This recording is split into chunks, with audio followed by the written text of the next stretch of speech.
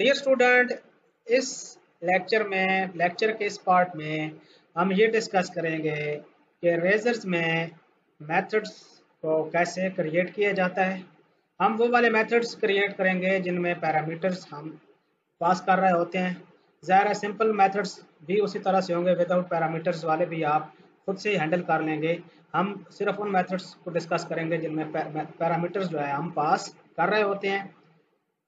सबसे पहली बात तो ये है कि आपको at the rate of function का कीवर्ड यूज़ करना होता है जब आपने मेथड्स को डिफाइन करना होता है। इसके लिए आपको एग्जांपल में मैं आपको दिखा देता हूँ कोड। जब भी आप एक मेथड लिख रहे होते हैं तो सबसे पहले आप एट द रेट के साथ फंक्शन का कीवर्ड लगाते हैं। बाकी चीज़ें सारी सेम ही होती हैं, जैसे बताया कि एट द रेट लगाते हैं, करली ब्रैकेट्स लगाते हैं, ब्लॉक होता है, बस उसके साथ इस कीवर्ड का आपने इजाफा कर देना है। अब जहाँ तक बात है मेथड की डेफिनेशन की, तो बहुत सिंपल है। देखें, पब्लिक एक्सेस मॉडिफायर आ गया, इंटीजर इसकी रिटर्न टाइप आ गई। लेट से हम दो नंबर्स को मल्टीप्लाई करना चाह रहे हैं तो हमने प्रोडक्ट यहाँ पर लिख दिया। ये दो पैरामीटर्स पास कर रहे हैं जिनकी डाटा टाइप इंटीजर है, इंटीजर एक्स वाई, इन दोनों को हमने मल्टीप्लाई कर दिया। फिर हमने एक और मेथड भी क्रिएट किया हुआ है जो कि सम करेगा।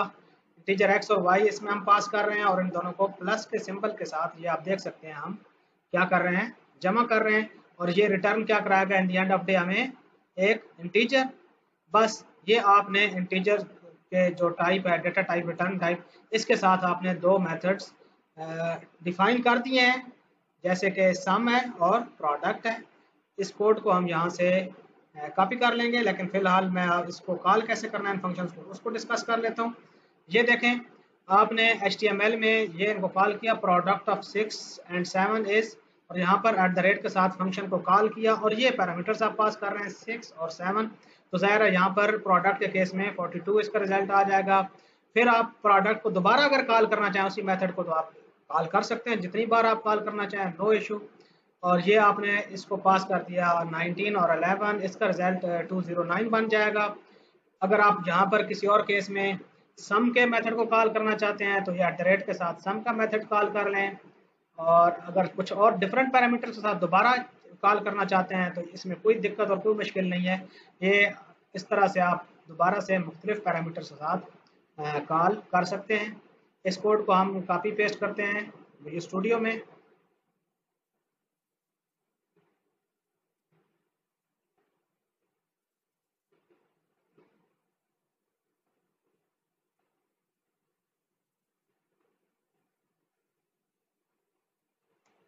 सम, और सम के केस में हम पास कर रहे थे इंटीजर एक्स वाई भी लिख सकते हैं, ए बी सी भी लिख सकते हैं। लेट से एक इंटीजर बी लिख देते हैं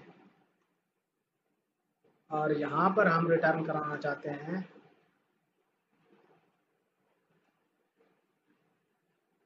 रिटर्न ए प्लस बी। सिंपल।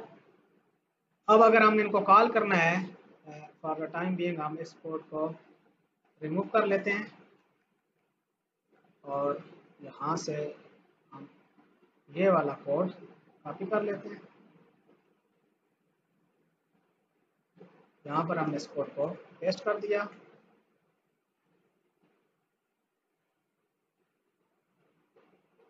बाकी सारे रूल्स आपको पता है कि जब भी C# का कोड लिखना होता है, इस वेरिएबल को इनलाइन कॉल करना होता है इस HTML के कोड में, तो एट द रेट का सिंबल यूज़ कर लेते हैं। ये हमने इसके साथ एट द रेट का फंक्शन का कीवर्ड यूज़ किया, यहाँ पर फंक्शंस डिफाइन कर लिए, यहाँ पर उन फंक्शंस को कॉल कर लिया। जितनी बार मर्जी आप कॉल करें, जो भी पैरामीटर्स आप सेट करना चाहते हैं अपनी मर्जी से सेट कर सकते हैं। अब आप खुद गैस करें कि अगर पैरामीटर्स के बगैर वाला कोई फंक्शन आपने यहाँ पर डिक्लेयर करना है और डिफाइन करना है तो आप किस तरह करेंगे और उसको किस तरह कॉल करेंगे। ये कोई इतना मुश्किल मसला नहीं है, मुझे उम्मीद है आप ये काम खुद से कर लेंगे। अब हमारे पास ऑलरेडी ये पिछले टॉपिक में ये पेज रन हो रहा था, तो हम उसी को रिफ्रेश कर लेते हैं।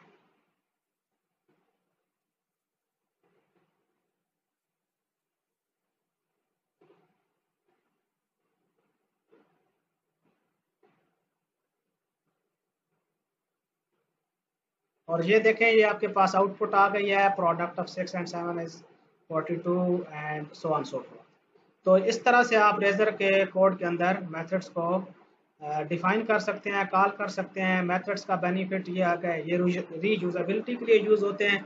ये बहुत ही अहम कंसेप्ट था, इसलिए मैंने इसको डिस्कस करना भी ज़रूरी समझा।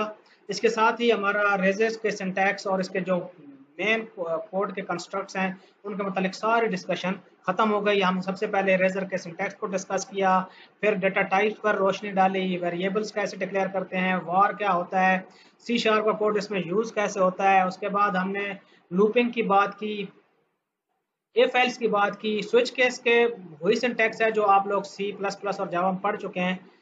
मैं आपसे तवक्को करता हूँ कि स्विच केस का जो स्विचिंग का कॉन्सेप्ट है वो आप खुद इम्प्लीमेंट करेंगे, केसेस खुद लगाएंगे, ताकि आप लोगों की प्रैक्टिस हो जाए और आपको जो हेसिटेशन होगी वो ख़त्म हो जाएगी। कोई फियर होगा कोडिंग का तो वो भी ख़त्म हो जाएगा। आप खुद से कुछ नए कंस्ट्रक्ट्स को खुद से इम्प्लीमेंट कर सकते हैं।